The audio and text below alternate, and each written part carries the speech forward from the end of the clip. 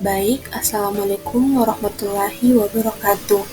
Jadi, pada materi hari ini kita akan membahas mengenai gaya Lorentz. Nah, yang pertama, pernahkah kalian mengalami yang namanya mati lampu? Lalu, apa yang kalian lakukan? Apakah kalian menangis atau cari cara agar ruangan itu terang kembali? Nah, sobat, kalian tahu tidak, pada saat lampu padam, ternyata kita bisa loh membuat ruangan kembali terang dengan menggunakan sebuah alat yang disebut dengan generator. Apa sih generator itu? Jadi, generator adalah alat yang dapat bekerja dengan sumber listrik konstan, misalnya seperti generator di pabrik pengolahan limbah, hotel, rumah sakit, dan bandara. Kok bisa sih? Mau tahu lebih lanjut? Yuk simak materi berikut. Yang pertama, yang perlu kita ketahui, apa itu sih gaya Lorentz? Jadi, gaya Lorentz adalah sebuah hasil penggabungan antara dua gaya, di antaranya yaitu gaya elektrik dan gaya magnetik di suatu medan elektromagnetik. Nah, artinya jika terdapat sebuah penghantar yang memiliki arus listrik dan juga penghantar tersebut berada dalam sebuah medan magnet, maka akan timbul suatu gaya yang disebut dengan nama gaya magnetik atau biasa disebut juga dengan nama gaya Lorentz. Lalu, siapa penemu gaya Lorentz itu? Jadi, gaya Lorentz ditemukan oleh seorang fisikawan yang bernama Heinrich Lorentz yang lahir pada tanggal 18 Juli 1853 dan meninggal pada 4 Februari tahun 1928. Nah, untuk Heinrich Lorentz sendiri, mungkin teman-teman bisa lihat pada gambar di samping.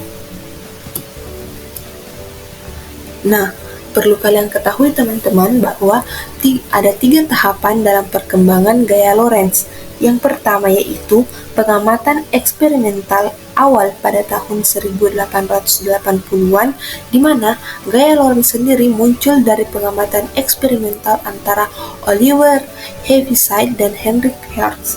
Nah, mereka di sini mengamati bahwa benda bermuatan bergerak melalui medan magnet mengalami gaya tegak lurus terhadap arah geraknya dan tegak lurus terhadap medan magnet. Nah, tahapan yang kedua yaitu rumusan matematikawan oleh Heinrich Lorentz pada tahun 1895. Pada tahun 1895 ini, Lorentz merumuskan persamaan matematika yang sekarang dikenal dengan persamaan Lorentz. Nah, persamaan yang menjelaskan gaya yang bekerja pada partikel bermuatan listrik yang bergerak dalam medan magnet. Nah, di sini persamaan gaya Lorentz memberikan kontribusi yang sangat signifikan ke dalam teori elektromagnetisme. Nah, kemudian tahapan yang ketiga yaitu pengembangan teori relativitas oleh Albert Einstein pada tahun 1905. Nah, pada tahun 1905 ini, Albert Einstein mempublikasikan teori relativitas khusus yang memberikan pemahaman yang lebih luas tentang hubungan antara ruang, waktu, dan elektromagnetisme. Nah, dalam teori relativitas ini, persamaan Lorentz juga muncul sebagai transformasi Lorentz yang menjelaskan perubahan koordinat dan waktu dalam kerangka acuan yang bergerak relatif. Nah, teman-teman perlu ketahui terdapat 3 faktor yang mempengaruhi gaya Lorentz. Yang pertama, panjang kawat berarus, di mana semakin panjang kawatnya maka semakin besar gaya yang dihasilkan. Kemudian faktor yang kedua yaitu kuat arus listrik, di mana di sini semakin besar kuat arus listrik yang mengalir pada kawat maka semakin besar gaya yang dihasilkan. Nah, kemudian faktor yang ketiga yaitu medan magnet. Secara matematis, persamaan gaya Lorentz dirumuskan dalam rumus vektor F sama dengan I dikali vektor L dikali vektor B, di mana vektor F sendiri yaitu gaya yang dialami kawat berarus listrik dalam satuan N.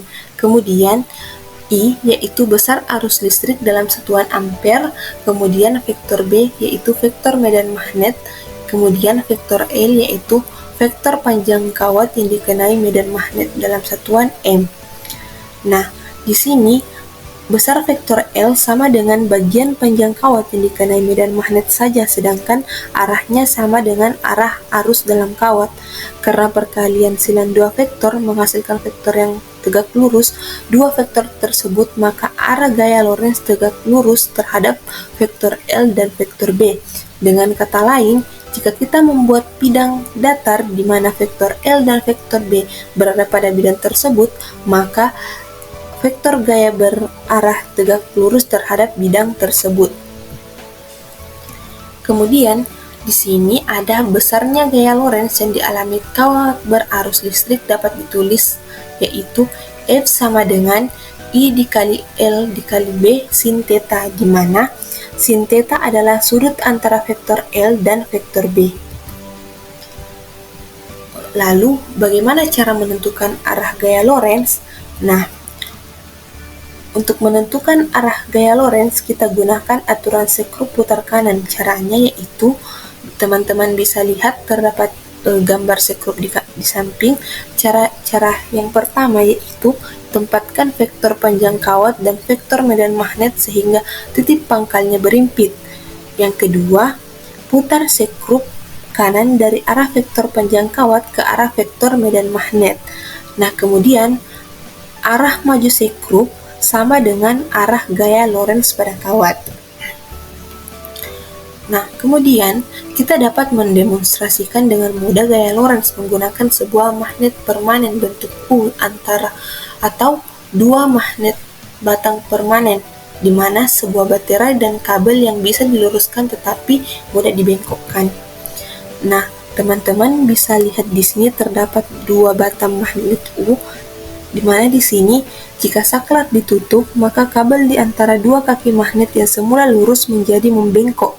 Jika hubungan kabel ke kutub baterai ditukar, maka arah belokan kabel terbalik. Belokan kabel disebabkan adanya gaya yang bekerja pada kabel ketika arus mengalir.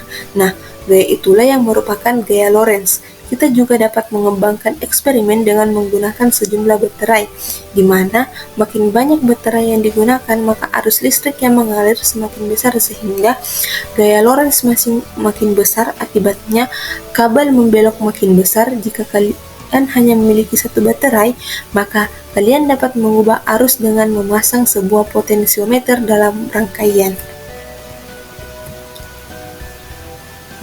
Lalu, bagaimana cara kerja generator dengan menggunakan prinsip gaya Lorentz? Nah, sebelum itu, teman-teman perlu tahu ternyata generator dibedakan menjadi generator AC dan generator DC. Nah, apa sih perbedaan kedua generator tersebut? Lalu, apakah cara kerja maupun prinsip kerjanya berbeda? Jadi, perbedaan antara generator AC dan generator DC, yang pertama itu arah arus listriknya, di mana untuk generator listrik AC yaitu bolak-balik, sedangkan generator listrik DC searah. Di sini bisa teman-teman lihat perbedaan utama generator listrik dan AC dan DC tentunya adalah jenis arus listrik yang dihasilkan, di mana generator listrik AC bekerja dengan arus bolak-balik dan prinsip induksi elektromagnetik, sementara generator listrik DC bekerja dengan arus listrik searah dan prinsip konversi energi mekanik menjadi energi listrik. Kemudian tegangan. Nah, untuk generator listrik AC yaitu berubah-ubah, sedangkan generator listrik DC yaitu konstan. Selain jenis arus listriknya, generator listrik AC dan DC memiliki perbedaan dari segi fungsinya, di mana generator listrik AC digunakan untuk menghasilkan arus listrik bolak-balik pada kebanyakan alat listrik dalam kehidupan sehari-hari. Kemudian, generator listrik DC digunakan untuk menghasilkan arus listrik searah pada alat-alat listrik yang mengubah arus listrik bolak-balik menjadi arus listrik searah. Kemudian, di sini bisa dilihat untuk prinsip kerjanya sendiri. Untuk generator listrik AC memiliki prinsip kerja yaitu induksi elektromagnetik, di mana menggabungkan antara listrik dan magnet. Kemudian untuk generator listrik AC DC yaitu hanya konversi energi saja. Lalu, bagaimana cara kerja generator AC? Nah, kita di sini hanya menggunakan atau menjelaskan mengenai generator AC karena hanya terpusat pada elektromagnetik, yaitu menggabungkan antara gaya magnet dan listrik. Nah, yang pertama di sini pembangkit medan magnet. Pembangkit medan magnet, di mana generator menciptakan medan magnet menggunakan elektromagnet atau magnet permanen. Kemudian pemasangan konduktor. Nah, di sini itu sebuah konduktor bermuatan seperti kawat tembaga ditempatkan di dalam medan magnet. Konduktor ini biasanya diatur agar dapat berputar atau bergerak relatif terhadap medan magnet. Kemudian gerakan relatif, di sini konduktor bergerak atau berputar dalam medan magnet menyebabkan gerak relatif antara konduktor dan medan magnet. Kemudian gaya Lorentz dan induksi elektromagnetik. Di sini gerakan konduktor menyebabkan terjadinya gaya Lorentz pada muatan listrik dalam konduktor.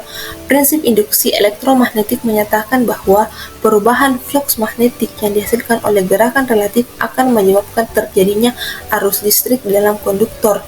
Nah, kemudian pada tahapan perubahan arah gerakan, di mana agar arus listrik yang dihasilkan menjadi arus bolak-balik, arah gerak konduktor dibalik secara periodik. Dalam hal ini dicapai dengan menggunakan slip ring atau komutator yang memungkinkan perubahan arah arus pada konduktor berputar. Kemudian pada tahap arus bolak-balik, perubahan arah gerakan konduktor menyebabkan arus listrik yang dihasilkan berubah secara periodik. Nah, ini yang disebut dengan arus bolak-balik atau alternating current atau AC. Kemudian penyaluran arus alternating current atau arus bolak-balik. Di sini arus bolak-balik yang dihasilkan oleh konduktor dialirkan ke sirkuit eksternal. Kemudian ada distribusi energi, yaitu tahapan akhir, yaitu arus AC yang dapat digunakan untuk menyediakan daya listrik untuk berbagai perangkat dan sistem dan dapat didistribusikan melalui jaringan listrik untuk keperluan rumah tangga, industri, dan lainnya. Jadi itulah cara kerja dari generator AC. Kemudian terdapat prinsip kerja loh dari generator AC ini menggunakan prinsip gaya Lorentz. Teman-teman bisa lihat bagian-bagian dari generator AC pada gambar di samping, yaitu di mana prinsip gaya Lorentz digunakan dalam generator, yaitu untuk mengkonversi energi mekanik menjadi energi listrik, di mana dalam generator sebuah rotor berputar pada medan magnet menciptakan sebuah flux magnetik menyebabkan arus listrik terinduksi dalam kumparan penghasil, di mana generator digunakan dalam pembangkit listrik untuk menghasilkan daya listrik. Jadi untuk prinsipnya ini lebih ke cara kerja generator DC atau direct current. Jadi itu tadi pemaparan gaya Lorentz sekaligus penerapannya dalam kehidupan saat ini, yaitu dalam penerapannya itu generator.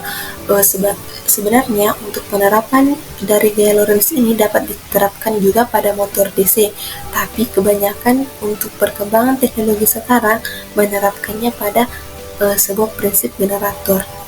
Jadi itu sekian video dari saya. Jika teman-teman yang ada yang ingin ditanyakan, silahkan hubungi email yang ada di bawah ini, yaitu ainmusonit28@gmail.com. Jadi sampai jumpa di video kita selanjutnya. Thank you for watching teman-teman. Assalamualaikum warahmatullahi wabarakatuh.